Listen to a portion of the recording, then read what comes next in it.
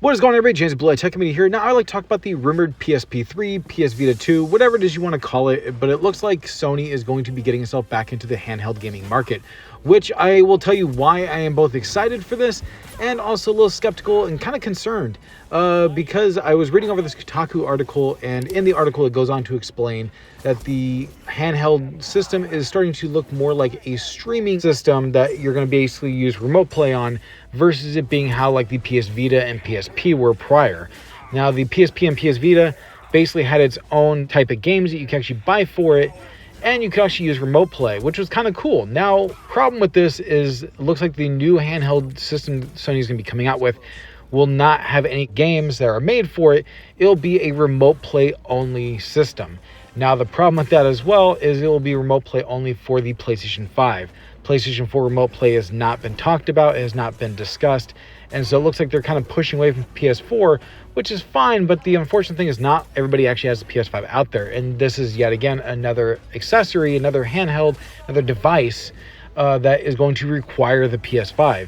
If you want to play PSVR, you need to have PS5, which I get it, but now if you want to be able to get this new PS Vita system, you're going to need to get a PS5 as well. And now the problem I have with that is you're making all these devices, which would seem pretty awesome to have, require this $500 system. I remember back, you could get a PSP or a PS Vita, and you wouldn't have to even purchase the PlayStation 3, the PlayStation 4. You wouldn't have to purchase any other secondary system. That was your system. If you wanted to actually use remote play on either of those other devices from your PlayStation system at home, that was kind of like an added perk, but now they're making it as it's the only thing that is required of it. Now, I know you might also be thinking, well, what's the big deal? Something like the Logitech G Cloud actually uses a streaming-based type system, so it's really not that big of a deal. The big difference between the Logitech G Cloud and this new PlayStation handheld is that something like the Logitech G Cloud, while yes, it does use a streaming-based system similar to the way it's looking like this new PlayStation handheld is going to be, but you can use services like Xbox Game Pass, NVIDIA GeForce Now, the Steam Link service. You can basically have multiple options as far as where you want to play your games from. Now, with the PlayStation handheld, you'll only have that one option. And also the difference is too, you don't need a system for Xbox Game Pass. You could basically have your Logitech G Cloud or even use your phone and basically pay for the Game Pass service without having an Xbox. With the PlayStation handheld that's going to be coming out, you're required to pay an extra $500 on top of whatever this handheld is going to cost. So you got to pay the $500 for the PS5, plus let's just say an extra $250 or $300 for this handheld system.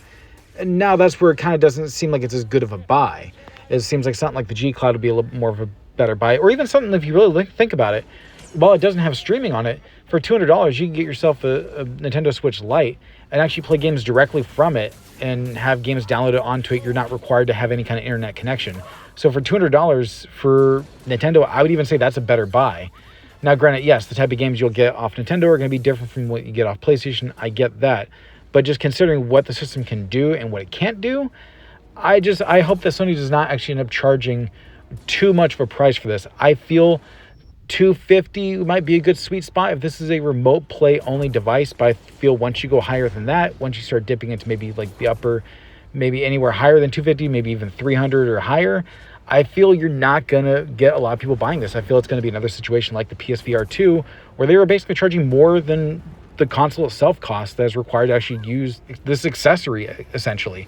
And that's the thing that really bums me out, though. They're taking something as great as the PlayStation Vita, which had a lot of great games on it, and honestly, they killed it way too soon, in my opinion. It was honestly ahead of its time and actually had a lot of awesome features to it. But they're taking something like that, removing a lot of features, and they're going to probably end up making it more expensive than the console that it is made for. And that's the unfortunate thing too, is before you didn't have this system wasn't really made for the PlayStation 4 or PlayStation 3. It could be used in conjunction with it as a little bit of a perk or accessory, but you were not required to buy it. So they're taking something that was a system and turning it into an accessory.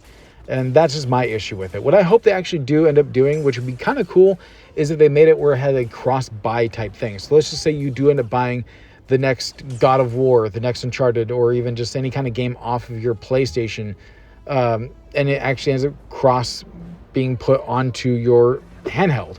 And there's no cartridges, there's no discs, there's no anything you have to put into your handheld. It's, hey, if you buy it on your PS5, you can actually download it directly onto your device. Now, that would actually allow it so you could actually take your gaming on the go and not have to always be required to be attached to the internet with remote play. And you can actually use remote play, as it was, in my personal opinion, intended to be used as a secondary thing and not make it a requirement. Honestly, that's just my take on it. I'm excited for it, though, because at the end of the day, I'm excited just to get new gaming hardware. Whether or not it's going to be something that's pretty awesome or something that's going to be a just complete flop, I don't know. I guess we'll just wait and see.